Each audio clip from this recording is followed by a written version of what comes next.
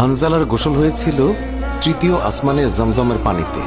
হযরত হানজালা রাদিয়াল্লাহু তাআলা আনহু তিনি সদ্য বিবাহ করেছেন। ওই সময় আমাদের প্রিয় নবী সাল্লাল্লাহু আলাইহি ওয়াসাল্লাম সাহাবীদেরকে বললেন, আমার সাহাবায়ে কেরাম, তোমরা উহুদের যুদ্ধের জন্য প্রস্তুতি গ্রহণ করো। রাসূলুল্লাহ সাল্লাল্লাহু আলাইহি ওয়াসাল্লাম হযরত হানজালা রাদিয়াল্লাহু তাআলা আনহুকে বললেন, হানজালা, তোমাকে যুদ্ধে যেতে হবে না। তখন হানজালা রাদিয়াল্লাহু তাআলা আনহু বললেন, ইয়া রাসূলুল্লাহ, আপনি যুদ্ধে যাবেন, কাফেরদের সঙ্গে যুদ্ধ করবেন, আর আমি সেখানে না গিয়ে স্ত্রীর সঙ্গে আমোদ প্রমোদ করব? এটা আমি সহ্য করতে পারবো না, আমাকেও যুদ্ধে নিয়ে চলুন।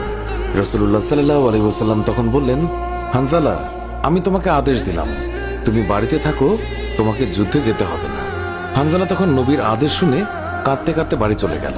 আমাদের প্রিয় নবী সাল্লাল্লাহু আলাইহি ওয়াসাল্লাম সাহাবীদেরকে নিয়ে যুদ্ধে চলে গেছেন। এদিকে সাহাবী হানজালা তার স্ত্রীর সঙ্গে রাত কাটানোর পর তার উপর গোসল ফরজ হয়ে গিয়েছে, তাই সে গোসল করতে গেছেন, পানি নিয়ে দাঁড়িয়েও গেছেন। এই সময় মদিনার গলি থেকে কেউ একজন চিৎকার করে বলছিলেন, মদিনার মুসলমানরা, তোমরা কার জন্য জীবিত থাকবে? তোমাদের প্রিয় নবীকে কাফের মুশরিকরা শহীদ করে দিয়েছে।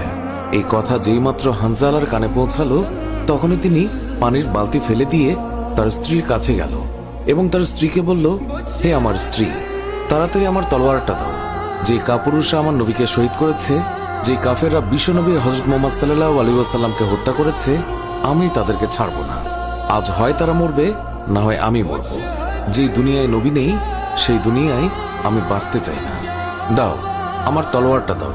তখন হানজালার স্ত্রী বললেন, আপনি আমার নবীর হত্যাকারীকে হত্যা করতে যাচ্ছেন? যান, আমি বাধা দেব না, আমার বাধা দেওয়ার অধিকার নেই। তবে আপনি দয়া করে গোসল করে পবিত্র হয়ে যান, কেননা আপনার উপর গোসল ফরজ হয়ে গিয়েছে। এছাড়াও আপনি যদি উহুদের ময়দানে শহীদ হয়েও যান, আমি কোনো দুঃখ করব না। উত্তরে হানজালা বললেন, না, যদি আমি গোসল করতে চাই, তবে আমার নবীর হত্যাকারীরা কিছু সময়ের জন্য হলেও বেঁচে থাকবে, এটা আমি হতে দিতে পারি না। আমার যেই দুনিয়ায় আমার নবী বেঁচে নেই, ওই দুনিয়ার পানি দিয়ে আমি গোসল করতে পারি না। এই বলে তিনি তলোয়ার নিয়ে চলে গেলেন। উহুদের ময়দানে তিনি অনেক কাফেরকে হত্যা করলেন। একসময় যুদ্ধ করতে করতে তিনি শহীদ হয়ে গেলেন। যুদ্ধ শেষ হয়ে গেলে আল্লাহ রাসূল সাহাবীদেরকে বললেন, হে আমার সাহাবীরা, তোমরা যাও, গিয়ে দেখো আমার যে সকল সাহাবায়ে কেরাম শহীদ হয়েছে তাদের লাশ সংগ্রহ করো এবং তাদেরকে গোসলবিহীন দাফনের ব্যবস্থা করো। সকল শহীদের লাশ এনে এক জায়গায় রাখা হচ্ছে। নবীজি গুনে দেখলেন ৬৮টি লাশ রয়েছে, ২টি লাশ নেই। একজন তার চাচা হামজা রাদিয়াল্লাহু তাআলা আনহু, আর আরেকজন হানজালা রাদিয়াল্লাহু তাআলা আনহু। অস্থির হয়ে পড়লেন নবীজি। সব সাহাবাদের পাঠালেন লাশ খোঁজার জন্য। হঠাৎ বোরখা পরা এক মহিলা এসে দাঁড়ালেন নবীজির কাছে। নবীজি তাকে চিনলেন না। মহিলা বললেন, শুনুন ইয়া রাসূলুল্লাহ, কাল আপনি একটা বিয়ে পড়িয়েছিলেন, মনে আছে? নবীজি বললেন, হ্যাঁ, আমি তো হানজালার বিয়ে পড়িয়েছি, যার বিয়ের খুশিতে আমি খুরমা খেজুর ছিটিয়েছিলাম। মহিলা বললেন, ইয়া রাসূলুল্লাহ, আমার হাতটা দেখেন, হাতের মেহেদি এখনো শুকায়নি। কাল বিকেলে বিয়ে হয়েছিল, আর রাতে উহুদের যুদ্ধের জন্য বের হয়ে যান হানজালা। ওনার উপর গোসল ফরজ হয়েছিল, কিন্তু উনি গোসল করে বের হতে পারেননি।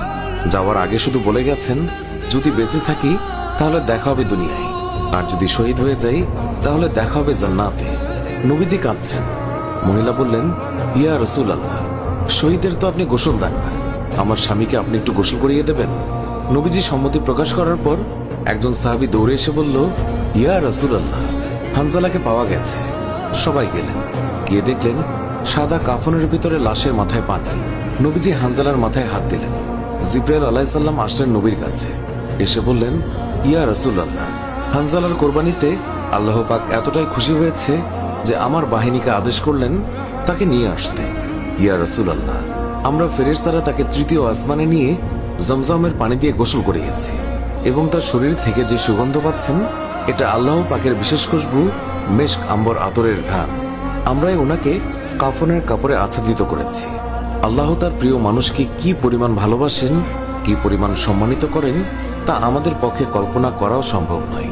শহীদগণকে গোসলবিহীন দাফন করা হয় কারণ কিয়ামতের ওই কঠিন দিন যখন মহান আল্লাহ রাব্বুল আলামিন বিচারের জন্য বসে যাবেন, তখন এই সাহাবায়ে কেরাম আল্লাহর সামনে দাঁড়িয়ে যাবে। মহান আল্লাহ রাব্বুল আলামিন তাদেরকে জিজ্ঞাসা করবেন, বান্দারা, তোমাদের এই অবস্থা কেন? তারা তখন বলবে, রাব্বুল আলামিন, আপনি তো জানেন আমরা আপনার ওই সকল বান্দা যারা আপনার বিরুদ্ধে যে সকল কাফের মুশরিক কথা বলে তাদেরকে হত্যা করতে গিয়ে শহীদ হয়ে গিয়েছিলাম। আল্লাহ তাআলা বলবেন, ও আমার বান্দারা, তোমরা যারা আমার জন্য তোমাদের জীবনের মায়া ত্যাগ করেছিলে, তার জন্য আমি তোমাদেরকে আজ বিনা হিসাবে জান্নাত দান করলাম।